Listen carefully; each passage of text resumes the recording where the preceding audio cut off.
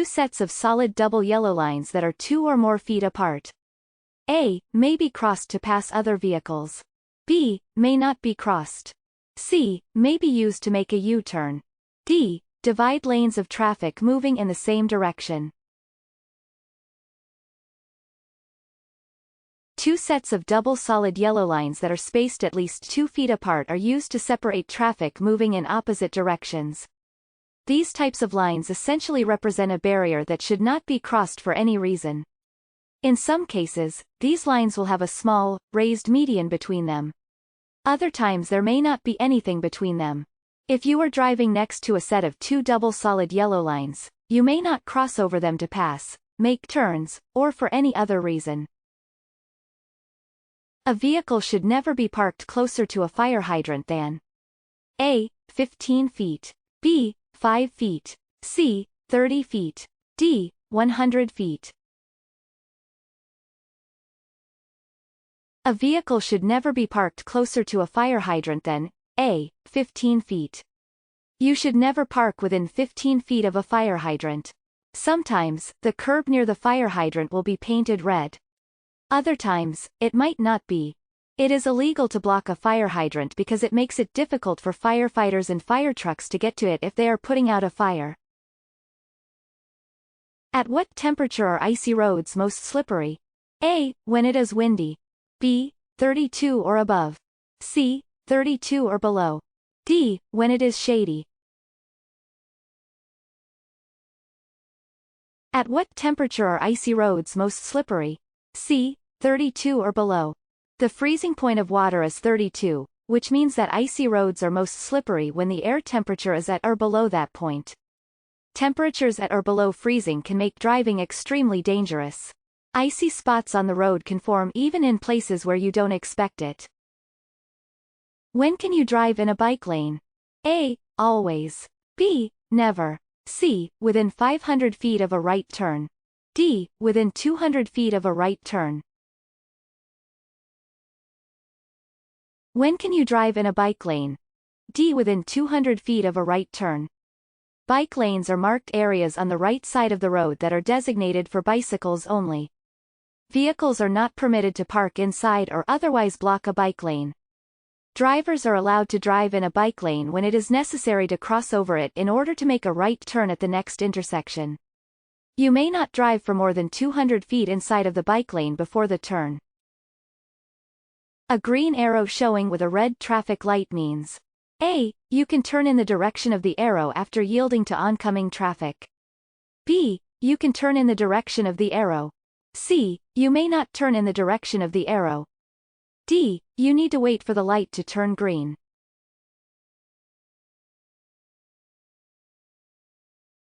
A green arrow showing with a red traffic light means B. You can turn in the direction of the arrow. A green arrow at a traffic light means that drivers in the turn lane can make a protected turn in the direction of the arrow. In these situations, oncoming traffic and cross traffic will have a solid red light. At many intersections, sometimes the turning lanes will have green arrows while traffic waiting to continue straight will have a red light. When you are getting ready to drive, you should A. Honk your horn to alert everyone that you are beginning to drive. B. Immediately start the car and put it in gear. C. Adjust your mirrors, then your seat, and fasten your seat belt. D. Adjust your seat, then your mirrors, and fasten your seat belt.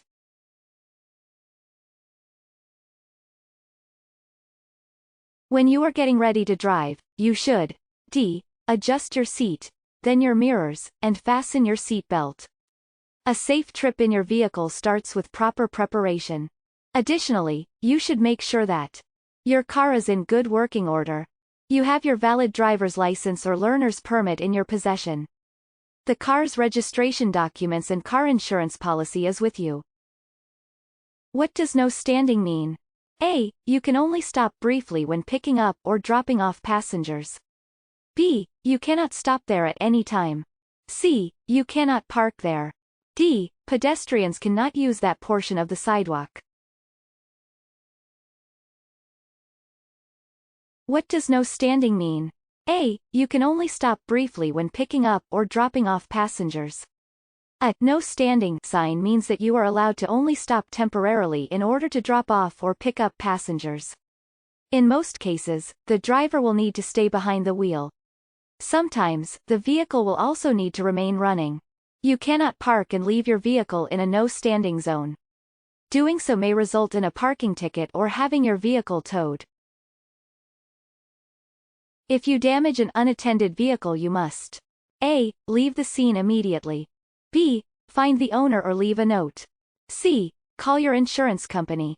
D. Call a tow truck to have the vehicle moved. If you damage an unattended vehicle, you must B. Find the owner or leave a note.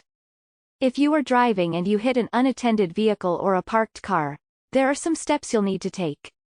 First, you'll need to make a reasonable attempt to find the owner. If there are people nearby, this includes asking if anyone knows who owns the car. If the car is parked in a neighborhood, this could include knocking on someone's door and asking them. If you are not able to find the owner of the vehicle, you are required to leave a note that includes your full name, your address, your contact information, the circumstances of the accident. Blind pedestrians may carry A. A white cane or use a guide dog. B. An umbrella. C. A caution sign. D. A large hat. Blind pedestrians may carry A. A white cane or use a guide dog.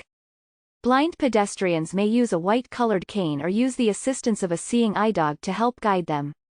Drivers should exercise caution and provide the right-of-way to blind pedestrians. Since they cannot see, blind pedestrians often rely on the sounds around them to assess what is going on and where they are going. If you can see an emergency vehicle with flashing lights ahead, A. Speed up to get past the emergency vehicle as quickly as possible. B. Pull over towards the side of the road, but keep driving slowly. C. Pull over towards the side of the road and stop until the vehicle has passed. D. Continue driving as normal. If you can see an emergency vehicle with flashing lights ahead, C. Pull over towards the side of the road and stop until the vehicle has passed. Drivers are required to stop and yield to emergency vehicles when they have their sirens and lights on. On an undivided road with traffic moving in both directions, drivers are required to pull over and stop when an emergency vehicle with lights, sirens on is approaching from the opposite direction.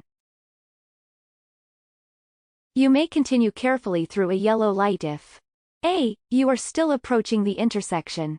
B. You are in the intersection when the light changes. C. You are running late. D. You are turning right. You may continue carefully through a yellow light if B. You are in the intersection when the light changes. When the traffic light changes to yellow, that means the light will soon be red and traffic will be moving against you. If you are already in the intersection when the light turns red, you should continue through the intersection. A solid yellow light indicates caution, since the traffic light will be red soon. If you have not entered the intersection and can stop safely, you should do so. Allow a larger space cushion when stopping. A. In a parking space. B. On a flat road. C. On a decline. D. On an incline. Allow a larger space cushion when stopping. D. On an incline. When many vehicles stop on an incline, they tend to roll backwards when they start to move again. For this reason, you should leave yourself a large space cushion between your vehicle and the vehicle in front of you when you come to a stop on an incline, and especially on steep hills. It is illegal to park if a crosswalk is within A. 5 feet, B. 30 feet, C. 10 feet, D. 20 feet. It is illegal to park if a crosswalk is within D. 20 feet. It's important to know some of the places you are never allowed to park your vehicle. It's also important to realize that these illegal parking spots may not always be marked by a "no parking" sign or painted curb. Parking within or too close to a pedestrian crosswalk is not allowed. What is the purpose of rumble strips? A. To stop runaway vehicles. B. To help alert drivers that they are drifting out of the lane. C. To help guide drivers with poor vision. D. To alert drivers to road work. What is the purpose of rumble strips? B. To help alert drivers that they are drifting out of the lane.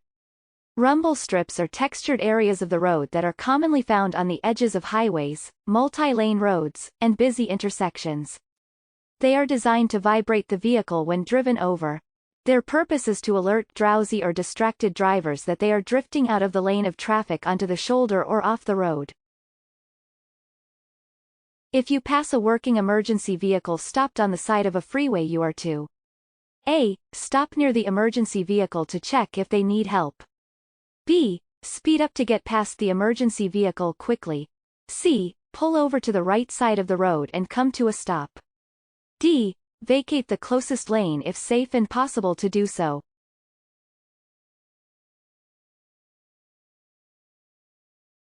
If you pass a working emergency vehicle stopped on the side of a freeway, you are to D. Vacate the closest lane if safe and possible to do so. If traffic or conditions do not allow you to vacate the closest lane, reduce your speed and pass the emergency vehicle as safely as possible. In many states, this is known as the move over law. If you have to stop on the shoulder of a freeway because of an emergency, you should A. Wave down other drivers to help you.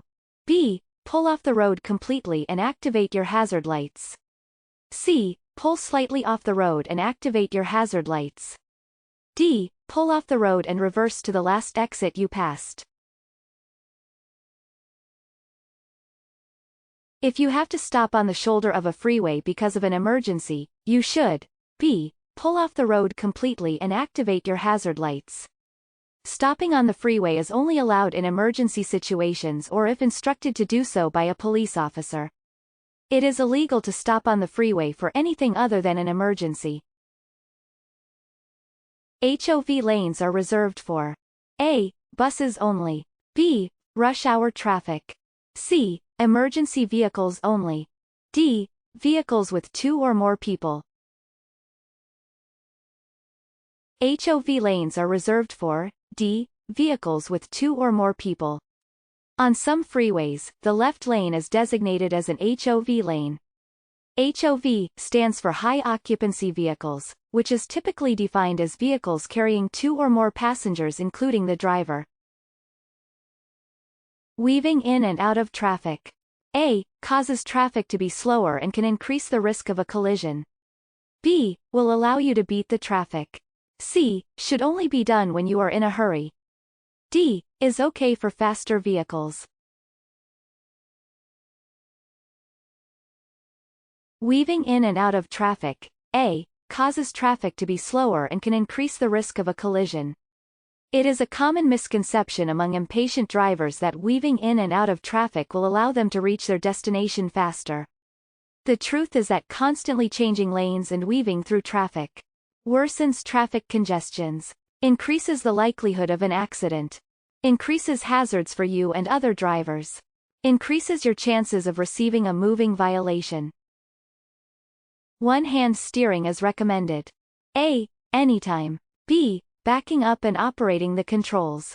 C. For long-distance drives. D. Never.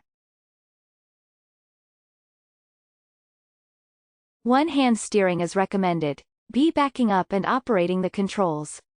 Other than those situations, it is recommended to keep both hands on the steering wheel at about 9 o'clock and 3 o'clock. This position gives you the most control and less risk of an injury in the event of a collision. Pentagonal signs are used to indicate A. Stop signs. B. Work zones. C. Yield signs. D. School zones. Pentagonal signs are used to indicate D. School zones. Pentagons, or 5-sided road signs, are used to indicate that you are driving in a school zone. School zone signs may alert you to pedestrian crossings, school bus stops, and school zone speed limits. These types of signs will either be yellow or fluorescent green. When driving on a slippery surface such as snow or ice. A. You must have 4-wheel drive. B. Continue driving at normal speeds, but use caution. C. Reduce your speed by at least half. D. Reduce your speed by 5 miles per hour. When driving on a slippery surface such as snow or ice, C. Reduce your speed by at least half. When driving on snow-covered roads, you may need to reduce your speed by at least half of what you'd normally be driving under good conditions. On icy roads, you may need to slow your speed to a crawl to avoid losing control. Slippery surfaces like snow or ice make driving considerably more dangerous. Your tires will have less traction, steering will be more difficult, and skids are common. When parking uphill on a two-way street with no curb, your front wheels should be A. Turned towards the street. B. Turned away from the street. C. Parallel with the street. D. Off the pavement. When parking uphill on a two-way street with no curb, your front wheels should be B. Turned away from the street. If you are parked uphill with no curb, you'll want to turn your wheels to the right, or away from the street. This way, if your brakes fail, the vehicle will roll towards the side of the road. To see vehicles in your blind spot, you should check A. In your side view mirrors. B. Over your shoulders. C. In your rear view mirror. D. In front of your vehicle. To see vehicles in your blind spot, you should check B. Over your shoulders. Your vehicle's blind spots are the areas around you that cannot be seen in your mirrors. In order to check your blind spot, you need to turn your head to look over your shoulders. It is important that you check your blind spots anytime you wish to change lanes, cross a bike lane, or pass. As you travel down the road, it's also a good idea to check your blind spots periodically as part of your constant scanning for hazards. As you approach a roundabout, you should A. Slow down. B. Speed up. C. Come to a complete stop. D. Continue at the same speed. As you approach a roundabout, you should A. Slow down. Roundabout intersections are designed to be taken at a slower speed since you are driving around a curve. As you approach a roundabout, you should reduce your speed and be prepared to yield to drivers, pedestrians, and bicyclists that are already in the roundabout. Many roundabouts have a recommended speed limit of 15 miles per hour. Larger roundabouts may have a higher recommended speed. All of the following practices are dangerous to do while driving. Which one is also illegal? A. Adjusting the radio. B. Adjusting your mirrors while driving. C. Listening to music with headphones or earbuds in both ears. D. Driving with an unrestrained dog in the car. All of the following practices are dangerous to do while driving. Which one is also illegal? C. Listening to music with headphones or earbuds in both ears. You need to be alert and aware of what's going on around your vehicle. Listening to music with headphones in each ear can cause you to miss important sounds. It is always unsafe to drive while distracted or focused on something else. Driving distracted is a major cause of collisions. Great job! Here are some of your next steps to getting your learner's permit or driver's license. Read and study the official driver handbook from your state DMV. Take more free practice tests at puedomanejar.com. Gather all your necessary forms and documents before you visit the DMV office. Before you know it, you'll be driving in your very own car all by yourself. puedomanejar.com. Free DMV practice tests and much more to help you pass your real exams. Visit us today.